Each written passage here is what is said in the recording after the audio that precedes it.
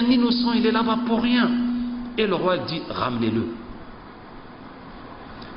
Et les soldats arrivent, Youssouf, oui, viens, où ça? Au palais du roi. Le roi t'attend dans le palais. Ah bon? Oui, le roi ordonne que tu viennes immédiatement dans le palais. Et Youssouf me dit quoi? Il dit non, je ne sors pas. Il dit quoi? Il dit non, je ne sors pas. Comment ça tu sors pas? Il dit le roi n'a pas le droit de me sortir de prison.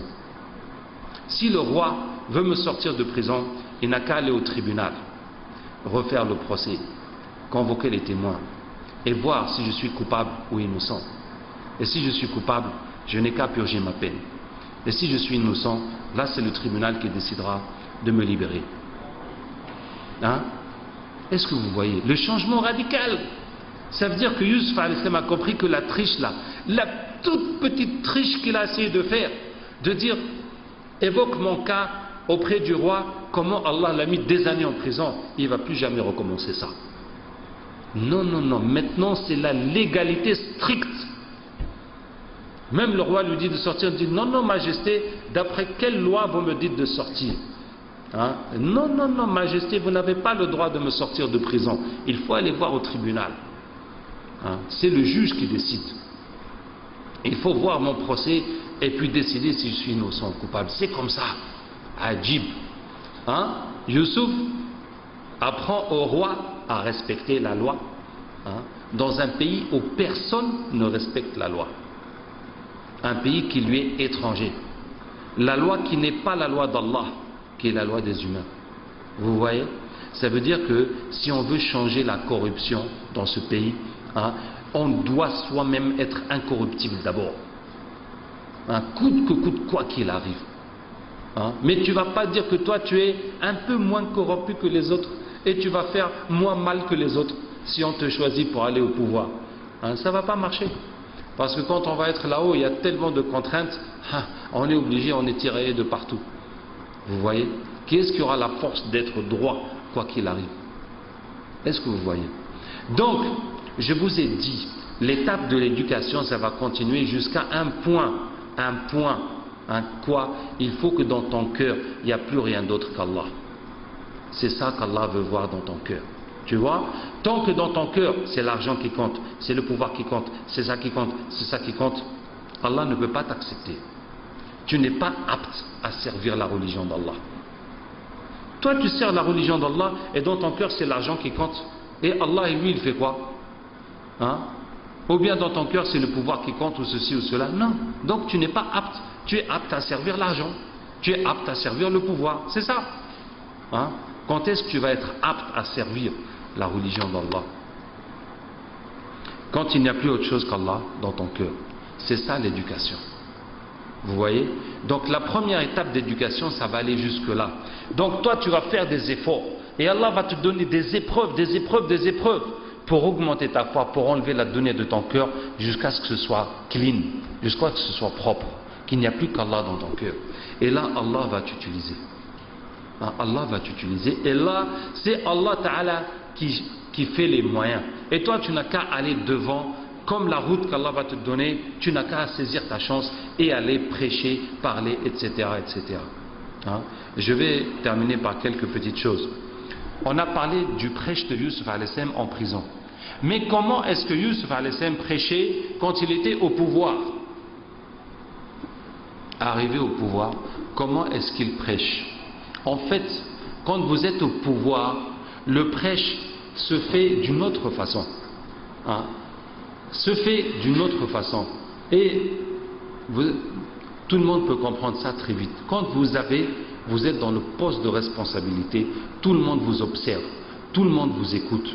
Si vous êtes pieux, si vous priez, quel que soit que vous faites de l'islam, hein, tout le monde va en parler.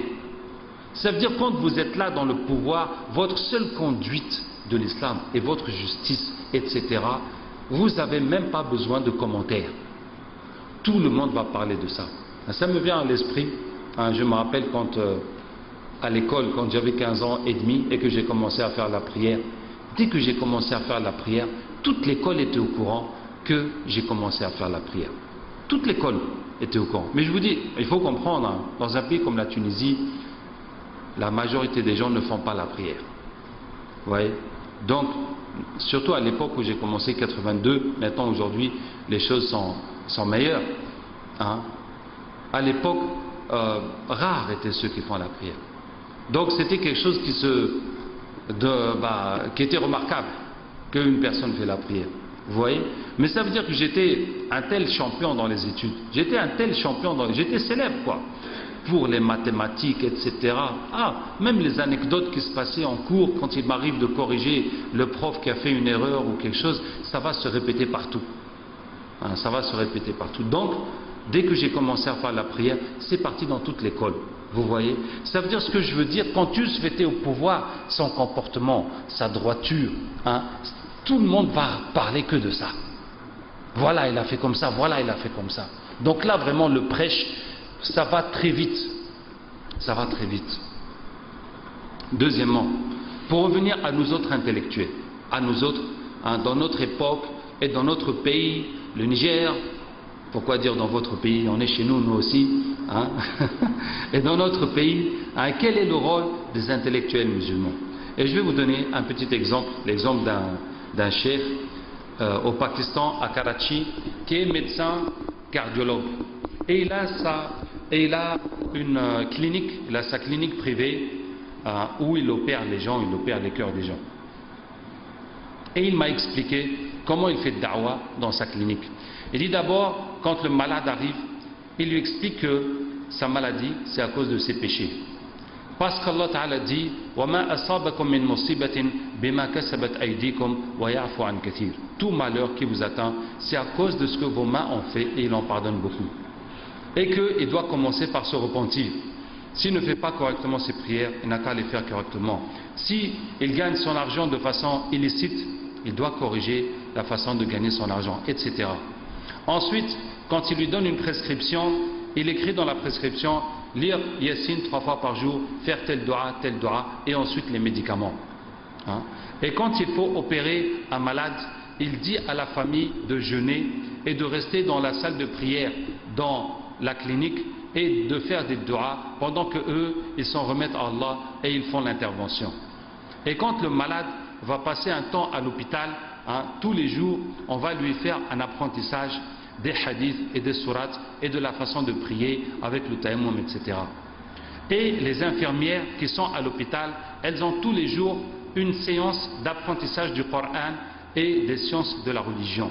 Et il y a parmi les infirmières qui ont fini d'apprendre tout le Coran par cœur et d'autres qui sont devenus des alimettes avec cette séance quotidienne au travail.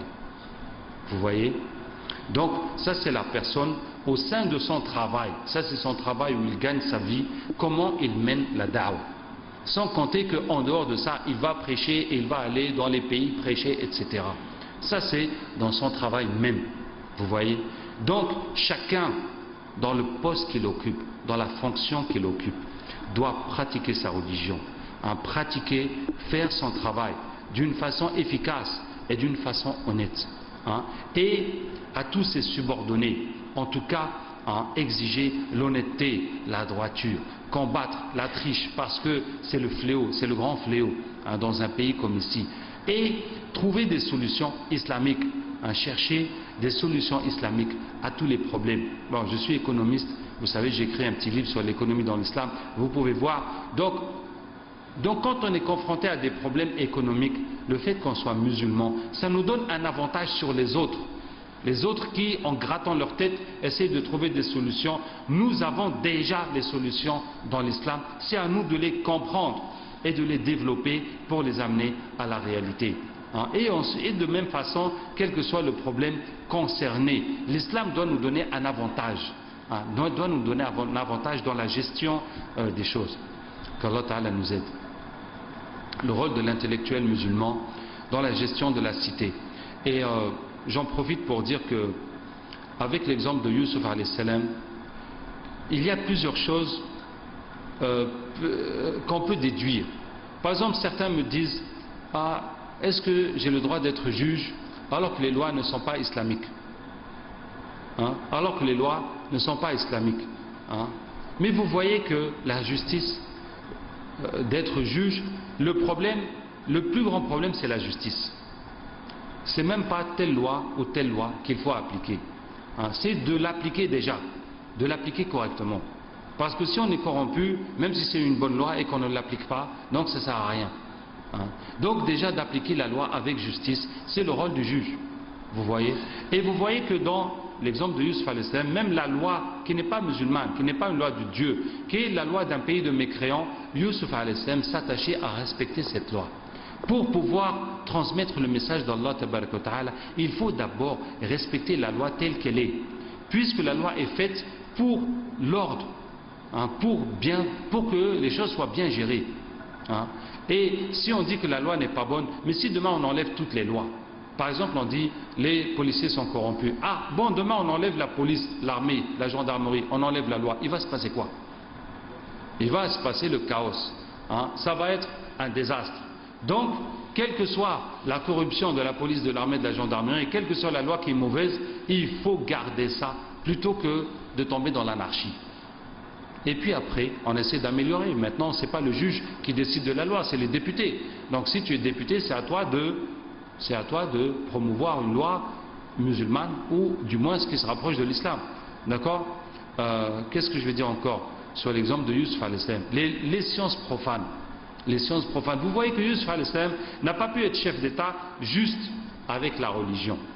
Il a fallu en plus qu'il étudie, hein, pas les sciences modernes, mais en tout cas les sciences de l'État, de la gouvernance. Donc, nous aussi, toutes les sciences modernes, il faut qu'on les connaisse et il faut qu'on en profite et il faut qu'on puisse les utiliser pour le bien de l'islam. Alors, je vais te dire oui, c'est illicite. Parce que c'est illicite, c'est haram. Parce qu'il a pris la place de quelqu'un qui méritait cette place. Parce qu'il a eu son diplôme. Et on va trouver des gens qui ont ce diplôme et qui sont au chômage. Et d'autres qui n'ont pas fait ce diplôme et qui ont réussi par la tricherie à prendre cette place. Et maintenant, que le système soit imparfait, ça veut dire que la personne qui maîtrise bien le travail mais qui n'a pas le diplôme, on devrait faire un moyen de lui donner accès au diplôme. On devrait faire un genre de formation, un genre de quelque chose, de recyclage. Par exemple, si vous avez un BTS, par exemple, et vous travaillez, bon, on pourrait au bout d'un certain temps vous permettre de passer le diplôme d'ingénieur, puisque vous arrivez à faire la même chose. Je dis ça par exemple, hein, aussi dans l'enseignement ou autre. Donc, une formation continue.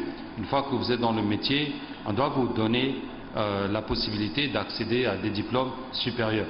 Bon, en tout cas, le système peut être imparfait et révisable et améliorable. Et on n'en doute pas. Et on n'en doute pas. Et vous voyez que cette loi-là du diplôme, ce n'est pas en rapport avec l'islam.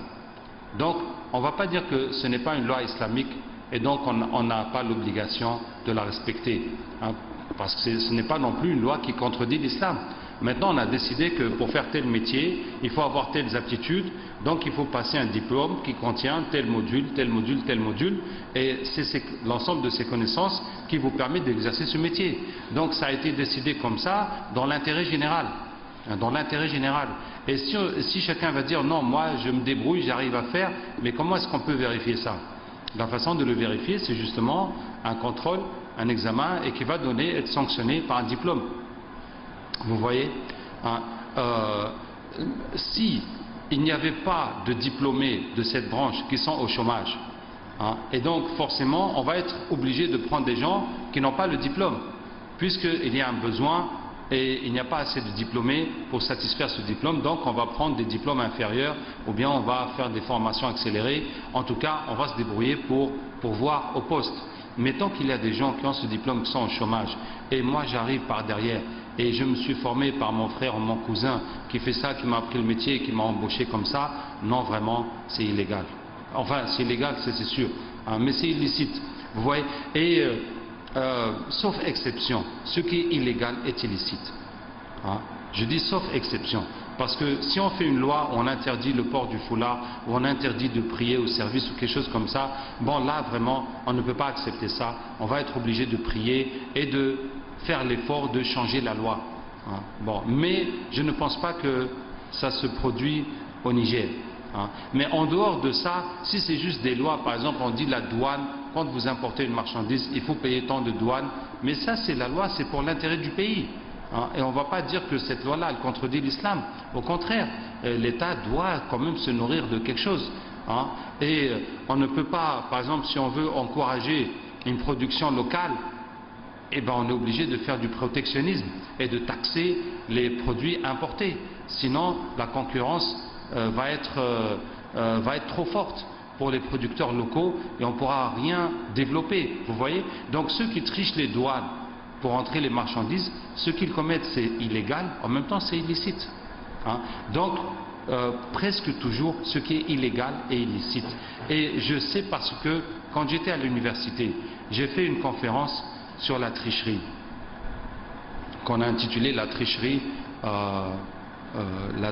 la corruption de l'école à l'État. Hein. Et vraiment, j'ai été très déçu des questions qu'on me posait. Parce qu'on n'arrête pas de tourner autour, mais non, il faut faire, mais non, on n'a pas le choix, mais non, c'est comme ça, et on justifie, et on justifie, et on justifie. Hein. C'est vraiment décevant. Ça veut dire que tout le monde a dit dans sa tête que non, la corruption c'est la seule façon de s'en sortir. Hein? Et comment ça va changer? Et justement, on dit le rôle de l'intellectuel musulman. C'est toi qui dois changer cette situation. Si tu veux amener l'islam dans le pays. Et tu dois commencer par te changer toi-même et refuser ça coûte que coûte. Un coûte que coûte, refuser ça. Et ensuite te battre autour de toi pour la zone que tu gères. Là où tu as ta responsabilité, interdire toute forme de triche.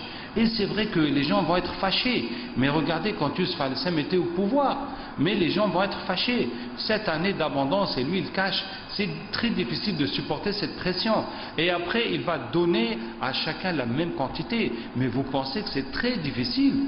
C'est très difficile. Tu as bien sûr envie de donner à tes proches, à tes choses, aux gens qui t'ont aidé à arriver au pouvoir, de leur donner des avantages en retour. N'est-ce pas? Hein, comment tu peux les traiter comme tout le monde? C'est très difficile. Hein, mais si on n'a pas cette foi, vous savez, si on n'a pas cette foi, on va toujours vivre dans le même problème de corruption, de tourner en rond. Et la façon que toi, avec ta petite fonction, avec ton petit travail, tu justifies la triche, l'autre aussi justifie, l'autre justifie, et tout le monde la justifie. Je vais commencer par la deuxième question.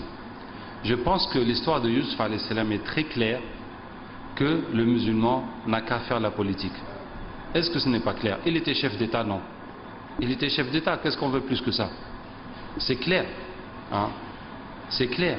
Et il a défendu la loi, la constitution, on peut dire, même qu'il n'était pas musulman. Et il a servi le roi qui n'était pas musulman. Hein? Mais après, il est devenu roi lui-même. Et ça a été le moyen de prêcher l'islam partout. Vous voyez? Donc, sur le fait qu'on doit faire la politique, mais on doit. Mais on est un pays musulman. Donc, si on dit que les musulmans ne doivent pas faire la politique, mais qui va faire? On va laisser les chrétiens, hein, les 1% de féticheurs, prendre le pouvoir. Mais non, mais il faut que ce soit les musulmans. Et si les bons musulmans ne s'occupent pas de la politique, ben forcément ce sera les mauvais. Hein. Et puis les mauvais, ils vont faire ça pour remplir leur poche et pour